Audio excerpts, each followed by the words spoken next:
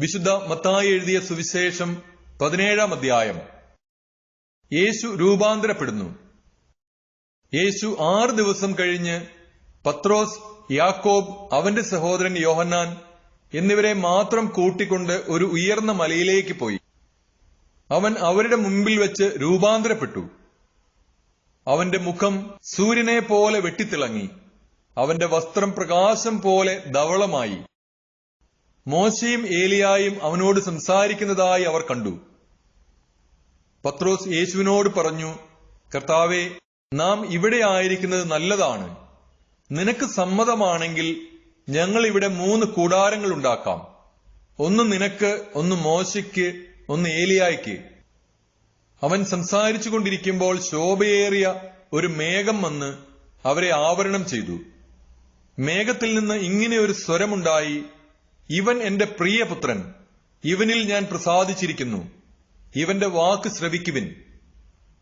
ഇത് കേട്ട ക്ഷണത്തിൽ ശിഷ്യന്മാർ കമിഴ്ന്നു വീണു. അവർ ഭയവിഹുലരായി. യേശു സമീപിച്ച് അവരെ സ്പർശിച്ചുകൊണ്ട് പറഞ്ഞു, എഴുന്നേൽക്കുവിൻ, ഭയപ്പെടേണ്ട. അവർ കണ്ണുകൾ ഉയർത്തി നോക്കിയപ്പോൾ യേശുവിനെ അല്ലാതെ മറ്റാരെയും കണ്ടില്ല. ഏലിയായുടെ ആഗമനം. മലയിൽ നിന്ന് ഇറങ്ങുമ്പോൾ യേശു അവരോട് ആജ്ഞാപിച്ചു, മനുഷ്യപുത്രൻ മരിച്ചവരിൽ നിന്ന് ഉയർപ്പിക്കപ്പെടുന്നതുവരെ നിങ്ങൾ ഈ ദർശനത്തെപ്പറ്റി ആരോടും പറയരുത്. ശിഷ്യന്മാർ അവനോട് ചോദിച്ചു, ആദ്യം ഏലിയ വരണമെന്ന് നിയമജ്ഞർ പറയുന്നത് എന്തുകൊണ്ട്? അവൻ പറഞ്ഞു, ഏലിയ വന്ന് എല്ലാം പുനഃസ്ഥാപിക്കുക തന്നെ ചെയ്യും. എന്നാൽ ഞാൻ നിങ്ങളോട് പറയുന്നു, ഏലിയ വന്നു കഴിഞ്ഞു, എങ്കിലും അവർ അവനെ മനസ്സിലാക്കിയില്ല.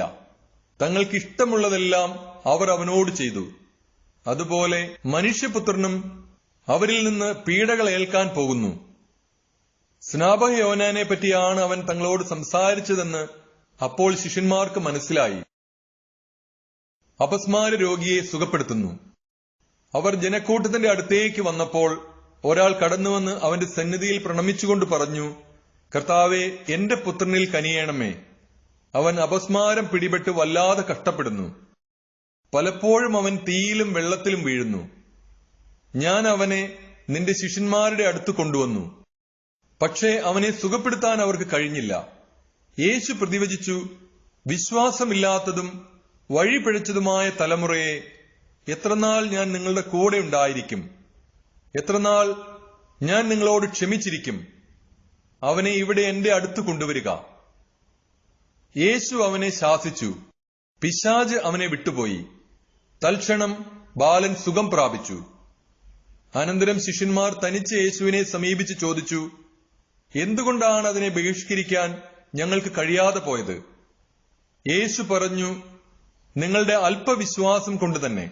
സത്യമായി ഞാൻ നിങ്ങളോട് പറയുന്നു, നിങ്ങൾക്ക് കടുകുമണിയോളം വിശ്വാസമുണ്ടെങ്കിൽ ഈ മലയോട് ഇവിടെ നിന്ന് മാറി മറ്റൊരു സ്ഥലത്തേക്ക് പോവുക എന്ന് പറഞ്ഞാൽ അത് മാറിപ്പോകും.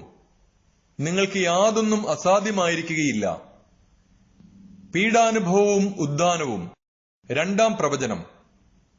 അവർ ഗലീലിയിൽ ഒരുമിച്ച് കൂടിയപ്പോൾ യേശു അവരോട് പറഞ്ഞു, മനുഷ്യപുത്രൻ മനുഷ്യരുടെ കൈകളിൽ ഏൽപ്പിക്കപ്പെടാൻ പോകുന്നു. അവർ അവനെ വധിക്കും. എന്നാൽ 3-ാം ദിവസം അവൻ ഉയർപ്പിക്കപ്പെടും. ഇത് കേട്ട് അവർ അതീവ ദുഃഖിതരായിത്തീർന്നു. നികുതിയെക്കുറിച്ച്. അവർ കബർനാമിലെത്തിയപ്പോൾ ദേവാലയ നികുതി പിരിക്കുന്നവർ പത്രോസിന്റെ അടുത്ത് ചെന്ന് ചോദിച്ചു, നിങ്ങളുടെ ഗുരു നികുതി കൊടുക്കുന്നില്ലേ? അവൻ പറഞ്ഞു, ഉവ്. പിന്നീട് വീട്ടിലെത്തിയപ്പോൾ യേശു ചോദിച്ചു, ശിമയോനെ, നിനക്ക് എന്ത് തോന്നുന്നു? ഭൂമിയിലെ രാജാക്കന്മാർ ആരിൽ നിന്നാണ് നികുതിയോ ചുങ്കമോ പിരിക്കുന്നത്? തങ്ങളുടെ പുത്രന്മാരിൽ നിന്നോ അന്യരിൽ നിന്നോ? അന്യരിൽ നിന്ന്. പത്രോസ് മറുപടി പറഞ്ഞു. യേശു തുടർന്നു, അപ്പോൾ പുത്രന്മാർ സ്വതന്ത്രരാണല്ലോ. എങ്കിലും അവർക്ക് ഇടർച്ച ഉണ്ടാക്കാതിരിക്കാൻ നീ കടലിൽ പോയി ചൂണ്ടയിടുക. ആദ്യം ലഭിക്കുന്ന മത്സ്യത്തിന്റെ വായ തുറക്കുമ്പോൾ ഒരു നാണയം കണ്ടെത്തും. അതെടുത്ത് എനിക്കും നിനക്കും വേണ്ടി അവർക്ക് കൊടുക്കുക.